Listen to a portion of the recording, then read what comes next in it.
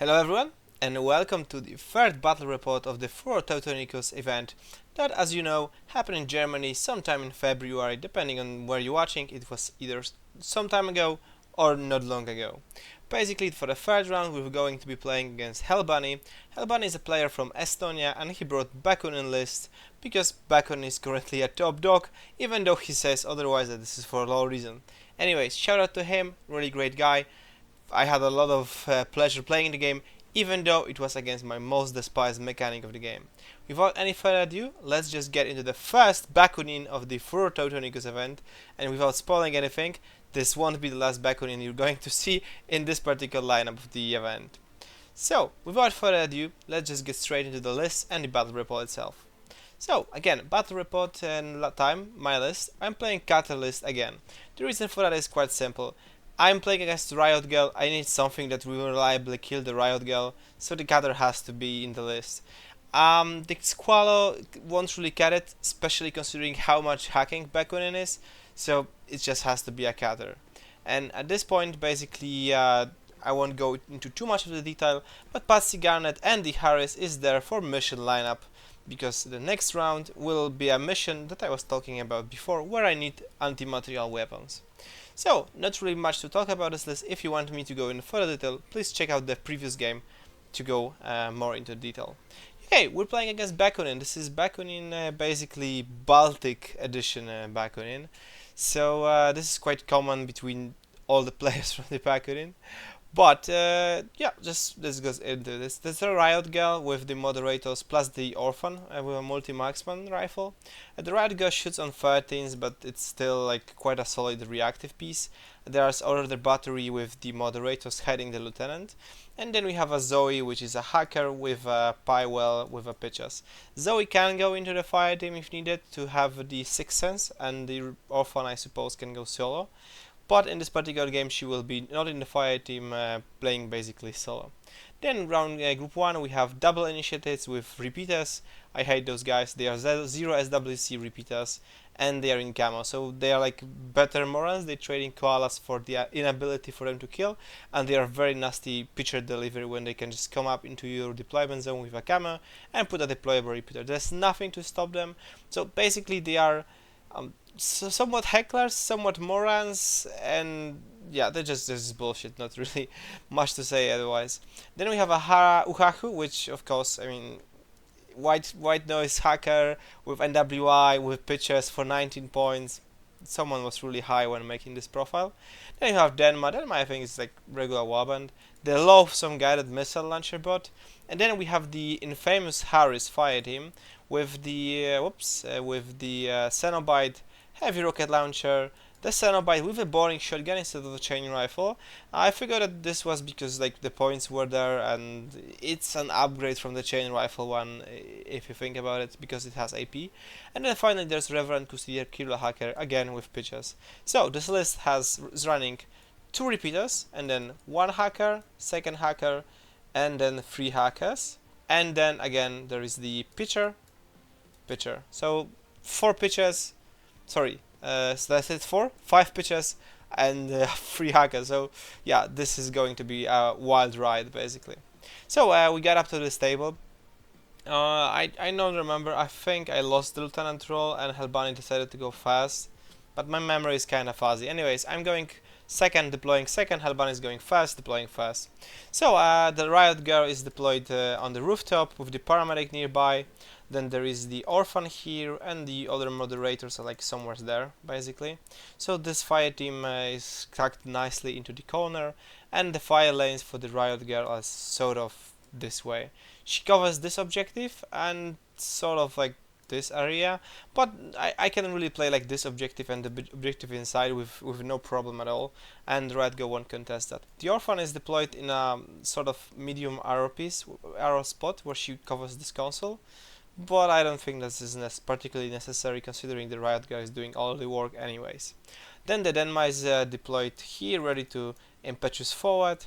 There is the guided missile bot hidden in a place where there's like absolutely zero possibility for me to kill it, because I would have to go either here or like here, which, you know, is undoable with Varuna particularly. Then, if I remember, like the Zoe is on this side and Uhaho is on this side, with both hackers in the same spot. It's not really going to be a big deal because I don't really do hacking in Varuna, but I don't really, if I had some pictures on hacking, but I guess my opponent knows that I don't, this would be a mistake. But then there's the Harris fire team with the heavy rocket launcher, the hacker, and the boarding shotgun one. Then finally, PUL will be a reserve piece deployed here, and then we have first initiated, second initiated, and the repeaters are here and here. So basically, this is a no-go zone. This is a no-go zone, and I can like barely squeeze through the here without getting hacked, or barely go squeeze through here, but everyone else has to contend with the hacking plus the guided package. We have quasi creatures. I deploy my quasi creature behind this building, and Hellbunny deploys his quasi creature on my side of the table. Now here's my deployment, again quasi creature. Then we have the fire team Harris with the heavy rocket launcher actually standing and contesting like this fire lane.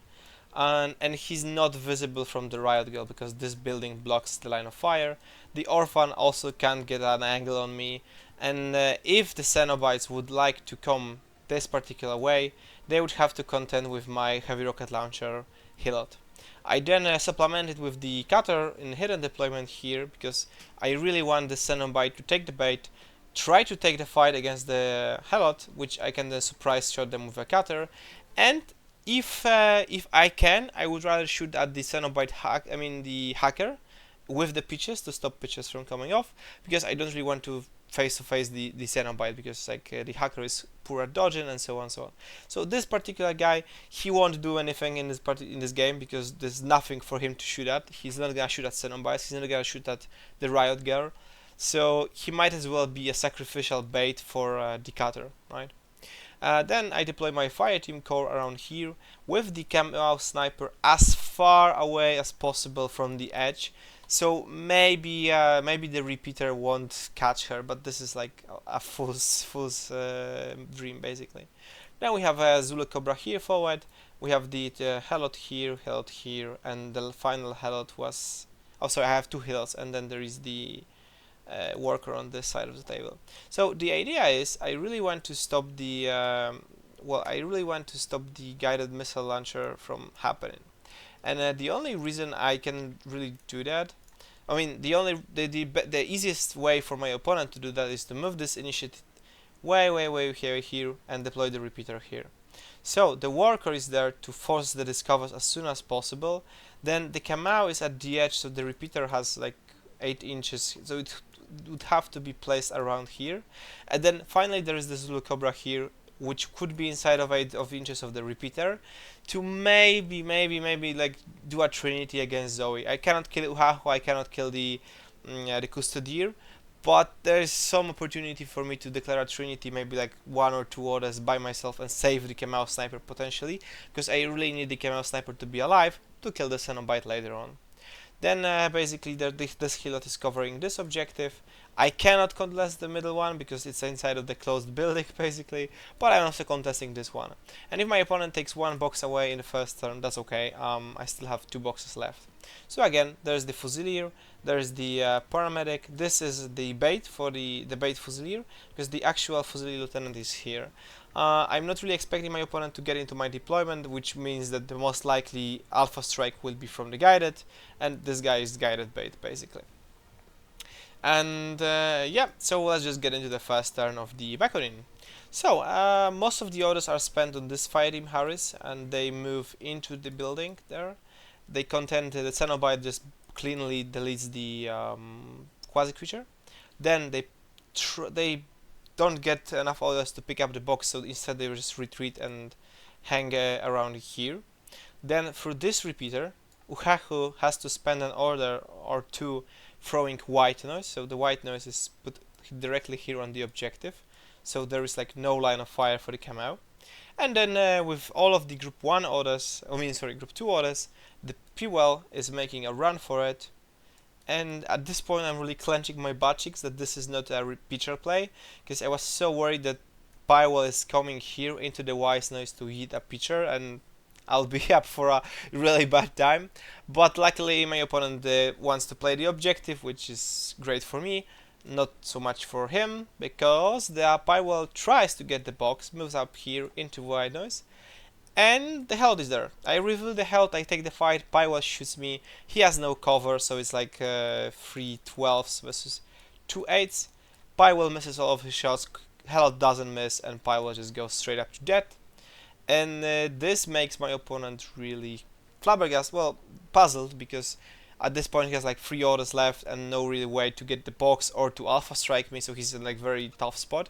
So he spends the orders remaining on the initiative to put the repeater, and then promptly put the repeater on this side. Remember, as I told you that there was a safe spot for the repeaters, well, not anymore, and then promptly retreat her back to the original position.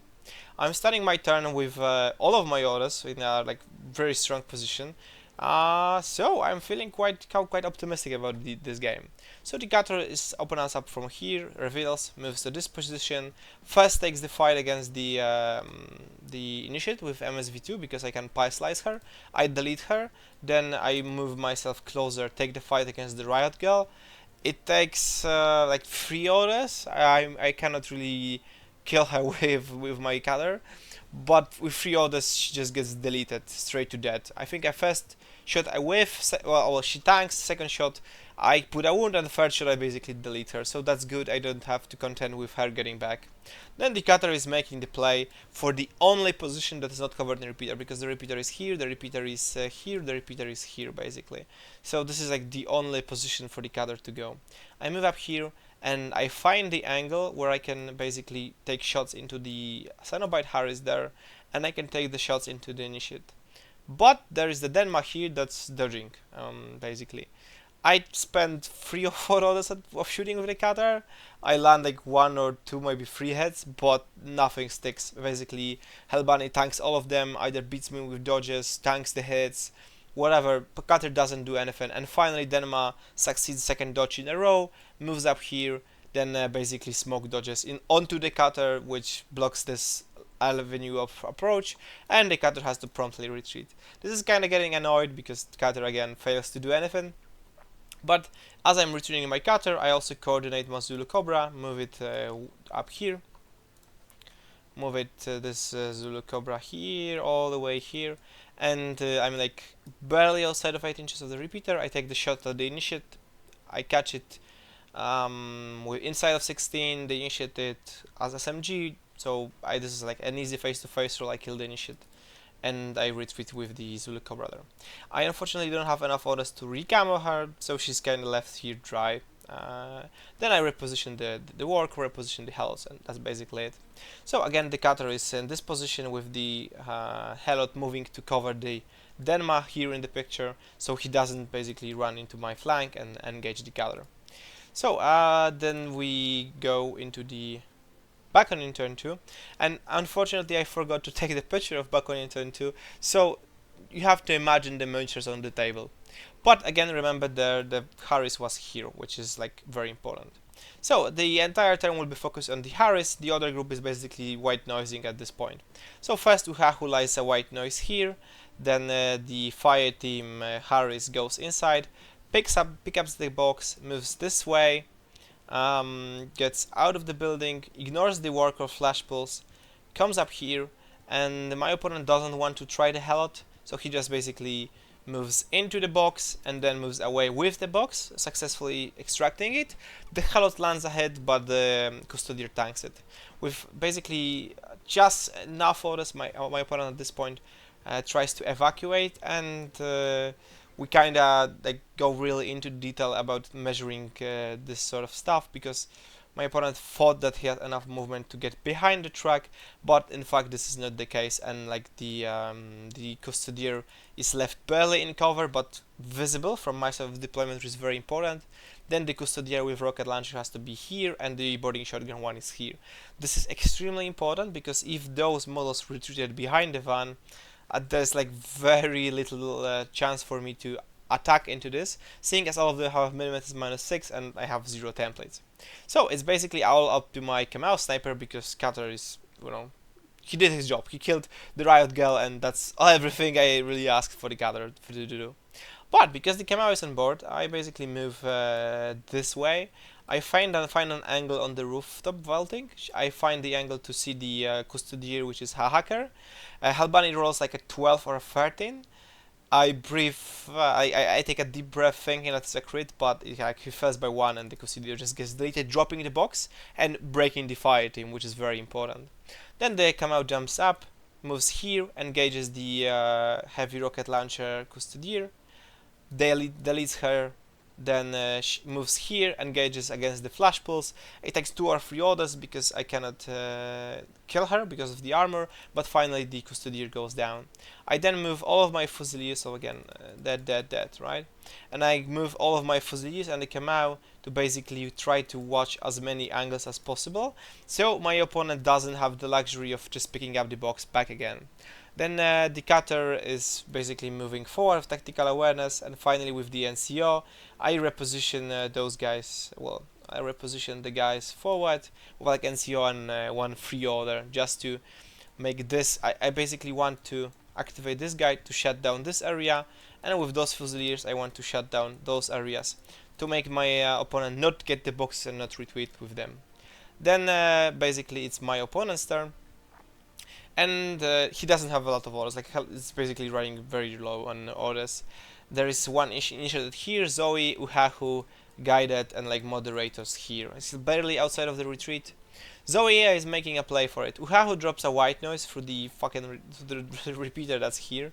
So again, the camo can't dodge, can't react at all. Then Zoe comes out, tries to take a dodge. There is like there's the Fusilier paramedic that is here. The picture is off, but basically I have an angle with a Fusilier paramedic there. Let me just maybe, yeah, I mean, sorry, this guy, Zoe is here. I take long shots into the Zoe. I'm Fusilier, so I'm good. I will not. I kill her basically in a reactive turn. Yeah, she fails the dodge. I land my head. Zoe goes down, and this is basically shuts down any chance for my opponent to pick up the boxes. Then the initiated basically moves from her position. The other one enters a suppressive fire, covering basically this area with her suppressive fire, and like this area. So at this point, the game state is that it's like 0-0. But I still have one more turn to go. I could either go for this box, which is quite easy, but I have to pass whip checks. Even though I have 7 or 8 attempts, this is a risky chance because, well, whip rolls. So I go for the more, basically an easier play, as you would see. So the cutter moves up here, takes the shot at the moderators that stood up. It takes me 2 or 3, well, around 3 orders to kill 2 moderators that basically stand there and try to survive with basically by time, but I end up killing them, both of them, which basically cleans all of the reactives, all of the pieces that my opponent has, which means that the only area here is the initiated in suppressive. I don't want to take the fight even though I have the resources. I have enough orders to basically maneuver all of my fusiliers, taking long way around. I sneak by the initiate because like the arc of fire is somewhere there, and I use a combination of just movement skills to just long way and get into the boxes basically. Oops. And I just basically again move from this way, and with like the last order plus the lieutenant order, I pick both boxes. So I end up winning like 9-0 because the HVT is well. The HVT is like somewhere in this vicinity basically, and the Fusilier Lieutenant is scoring this, and this box is mine. So, and then there is poor Zoe that took a combi rifle shot to the face. So I won this game without using any whip rolls, and it was like 9-0 or like 9-1 basically. The only models I've lost in this game were Tech B, I think. Tech B, maybe Worker. But yeah, basically a very clean game about supplies. That's best you can do. But generally, what I would think my opponent really could have done, and I talked about Hellbunny at the tournament, so I won't really repeat myself, I hope. But supplies, first turn, you either take 2 boxes and run away, or you basically do an alpha strike. I think it could be either one of the two. Hellbunny did a really good attempt at the going for the box with the pie wall. I think it was basically unlucky for him that the Hellot managed to win this face-to-face roll. But this box, I think, was a huge miscalculation, because this fire team Harris, I stripped the orders from them, and they like barely didn't have enough orders to get into the box because of a quasi creature. And I think this is a huge miscalculation on my opponent's part, because he like engaged into this line of play before calculating that he wouldn't have enough orders to get the box and go back. So instead of doing that, he could have instead spent those orders at moving here, shooting pitches through white noise and spotlighting me and blowing me up, and then maybe use the pie well to get the box and then hopefully retreat. The end result would be that the pie well will still be dead. He still wouldn't get the boxes, but most likely the Kamau would be dead. And with the Kamau dead, there's absolutely nothing for me to do against the Cenobite Harris, which is very important. The other opportunity, the other line of play my opponent could have taken was, instead of retreating this fire team, again a miscalculation on my opponent's part, instead of trying to go a long way to the deployment zone, I would actually move them and hide them just behind this building.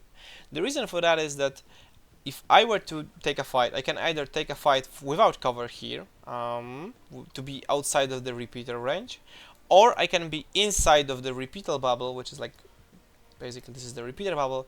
I can take either the fight inside of the repeater, which is a death sentence, or I can take the fight outside of the repeater. And those guys have mimetism -6. Sniper is very unwieldy to take those fights, and combi rifle fuzzies, as much as I love them, they don't really do much against mimetism -6 in cover heavy infantry. So I think this is the biggest hurdle my opponent could have done. Instead of moving this way, he could have just moved this way, and we measured, and he was definitely able to put his models like these positions, and this would be basically impossible for me to dig them out.